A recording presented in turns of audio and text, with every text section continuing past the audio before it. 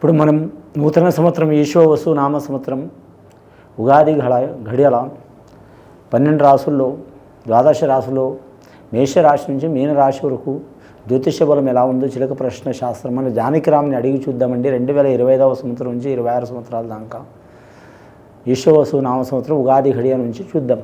మన జానకిరామ్ని 12 రాశుల్లో మొదటి రాశి మేషరాశి వారి జ్యోతిష్యం చూడు.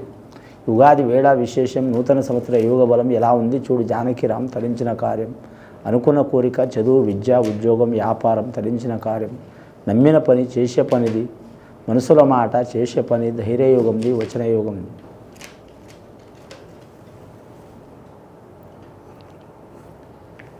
నూతన సంవత్సరం ఈశ్వవసు నామ సంవత్సరం మేషరాశి వారి జాతకంలో షిరిడి సాయిబాబా వచ్చిండండి వారి పేరు మీద. ముఖ్యంగా వారి జాతకంలో చూడాలంటే మాత్రం ఈ నూతన సంవత్సరం చాలా వరకు వారికి శుభయోగాలు ఉన్నాయండి. వారి పేరు మీద 100% శుభయోగాలు ఉన్నాయి. నవగ్రహాల్లో మాత్రం వారికి మాత్రం 5 గ్రహాలు అనుకూలంగా ఉన్నాయి, 3 గ్రహాలు అనుకూలంగా లేవు. ఒక గ్రహం మాత్రం సరి సమాన యోగబలం ఉన్నది, ఆదాయం ఖర్చు సరి సమానం ఉన్నది. ఈ రాశి వారి జాతకంలో చూడాలంటే మాత్రం 2025వ సంవత్సరం నుంచి 2026వ సంవత్సరం దాకా రాజు నడుస్తుండు. కరెక్ట్ వీరి జాతక బలానికి సంవత్సరం ఈ సంవత్సర ఘడియల రాజు సూర్యుడు నడుస్తుందండి. దానివలన వీరి జాతకానికి మాత్రం ఈ రాశి వారి యోగ బలం కుజమహారదశ కాబట్టి చాలా వరకు శుభయోగం ఉంటుందండి.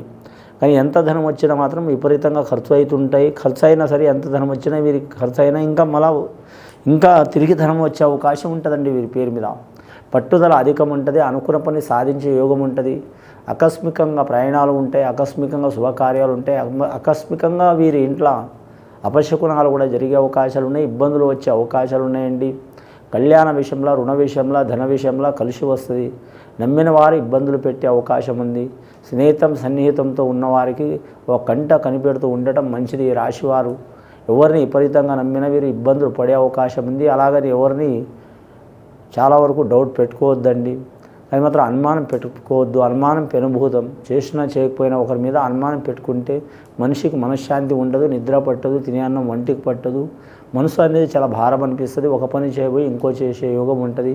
అశ్విని నక్షత్రం వారికి శుభయోగం ఉన్నది. వారి జాతక బలంలా లక్కీ నెంబర్ వారికి వస్తుంది. కరెక్ట్ మాత్రం 7వ సంఖ్య వస్తుంది.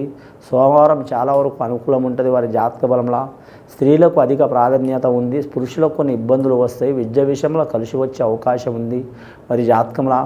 ఎవరికి పూజ చేసినా చేయకపోయిన వారు మాత్రం వారి కులదేవుడిని ఆరాధించడం మంచిది.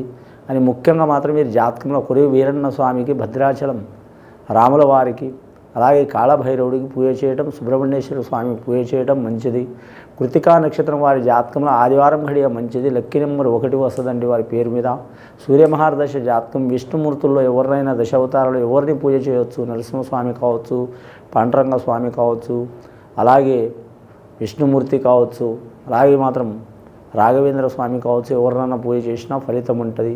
ఈ రాశి వారి జాతకంలో స్త్రీలకు మాత్రం కలిసి వచ్చే అవకాశం ఉన్నది. పురుషులకు కొన్ని ఇబ్బందులు తప్పవు. ఇంకా చదువుకునే వారికి విద్యలో గురుబలం ఉంది కాబట్టి విద్యలో కలిసి వచ్చే అవకాశం ఉంటుంది. కానీ ఉద్యోగస్తులకు మాత్రం ఇబ్బందులు తప్పవు. ఎగిరెగిరి దంచినా ఎగరకుండా దంచినా అదే కూలి అన్నట్టు ఉంటుంది. పర్సనల్ లైఫ్లో మాత్రం కొన్ని ఇబ్బందులు తప్పవండి. కానీ మాత్రం వీరు జ్యోతిష బలంలో చూడాలంటే మాత్రం కొన్ని ఇల్లీగల్ సంబంధాలు పెట్టుకున్న వారికి మాత్రం ఇబ్బందులు తప్పవు వీరి జాతక బలంలా. స్త్రీల నుంచి పురుషులకు కానీ, పురుషుల నుంచి స్త్రీలకు కానీ ఇల్లీగల్ సంబంధం పెట్టుకున్నవారు చాలా ఇబ్బందులు పడే అవకాశాలు ఉన్నాయి. లేనిపోని చికాకులు వచ్చే అవకాశాలు ఉన్నాయి. నమ్మిన వారి వలన స్త్రీలకు కావచ్చు, పురుషులకు కావచ్చు నష్టం వచ్చే అవకాశం ఉంది. కుటుంబంలో హీనత అయ్యే అవకాశం ఉంది. ఎక్కడ పోయినా మాట పడే అవకాశం ఉంటుంది. ఉన్నది పోయింది, దాచిపెట్టుకుంది పోయింది అన్నట్టు వీరి పేరు కూడా నష్టమవుతుంది, ధనం కూడా నష్టమయ్యే అవకాశాలు ఉన్నాయండి. ఇక విదేశానం ఏది దేశం ఏ రాష్ట్రం వెళ్ళాలనుకునే వారికి అనుకూలంగా ఉంటుంది. వ్యాపారస్తులకు మాత్రం సరి సమాన యోగ బలం ఉంటుంది. కానీ ఈ రాశి వారి జాతకంలో చూడాలంటే మాత్రం ముఖ్యంగా ఖచ్చితంగా మాత్రం వీరికి వివాహంలా దోషాలు ఉంటాయండి. అందరికి ఉండాలని ఏం గ్యారంటీ లేదు. 100కి 40% మంది కన్నా వివాహంలా దోషాలు ఉంటాయి. ఆ దోషాలు చికాకులు పోవడానికి మాత్రం కుజదోషం ఉన్నా, లేదా మాత్రం కాలసర్ప దోషం ఉన్నా, లేదా మాత్రం పితృదోషం ఉన్నా, లేదా స్త్రీ దోషం ఉన్నా, లేదా వీరి జాతకంలో చూడాలంటే మాత్రం గురుదోషం ఉన్నా, లేదా సర్పదోషం ఉన్నా, లేదా వీరి జ్యోతిష్యంలో చూడాలంటే బాలగ్రహ దోషం ఉన్నా, ఇలా చాలా రకాలు చెప్పుకుంటూ పోతే ఒక 100 రకాలుగా వేల రకాలుగా దోషాలు ఉంటాయండి. ఆ దోషాలు పోవడానికి కులదేవతని ఆరాధన చేయటం మంచిది. అలాగే పరమేశ్వరుని పూజ చేయటం, అలాగే నాగమ్మ పుట్ట అంటే నాగేంద్రుడి పుట్ట నాగదేవతని ఆరాధన చేయటం చాలా వరకు మంచిది వీరి జాతక బలానికి.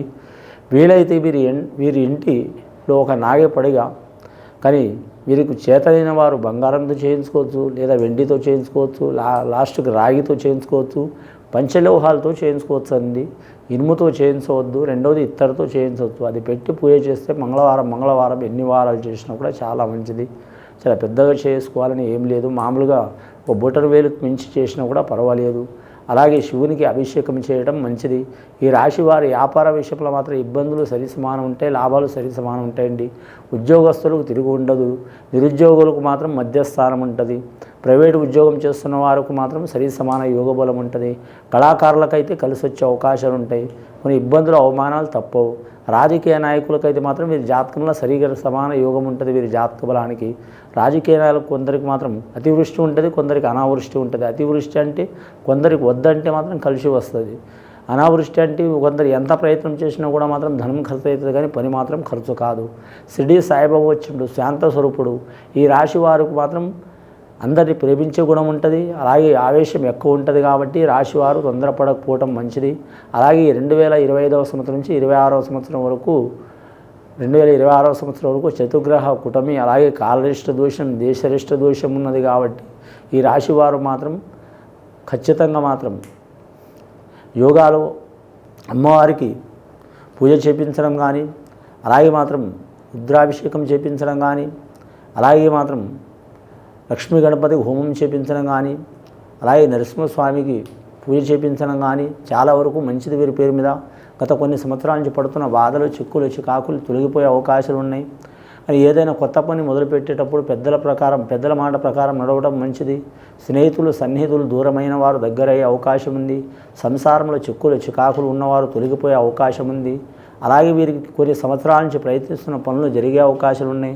రుణ చిక్కులు, డబ్బులిచ్చి మోసపోవడం కానీ, తీసుకొని మోసపోవడం కానీ, మధ్యవర్తి మోసపోవడం కానీ ఇలాంటి సంఘటనలు ఉంటే తొలగిపోయే అవకాశాలు ఉంటాయి. కానీ మాత్రం వీరు జ్యోతిష బలంలో చూడాలంటే మాత్రం గురువారం, మంగళవారం కలిసి వచ్చే అవకాశం ఉంది.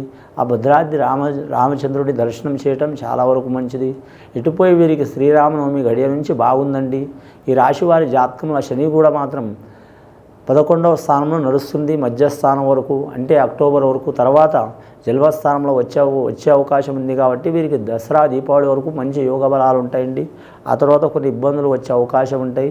ఆ దసరా, దీపావళి ఘడియలో నవరాత్రుల్లో ఆ అమ్మవారిని పూజ చేయటం, నవదేవతల్ని, నవదుర్గల్ని పూజ చేయటం వీరికి చాలా శ్రేయదాయకం. స్త్రీలైనా పురుషులైనా ఇది విని చూసి ఆచరించే వారికి వారు అనుకున్న కోరికలు నెరవేరే అవకాశం ఉందండి.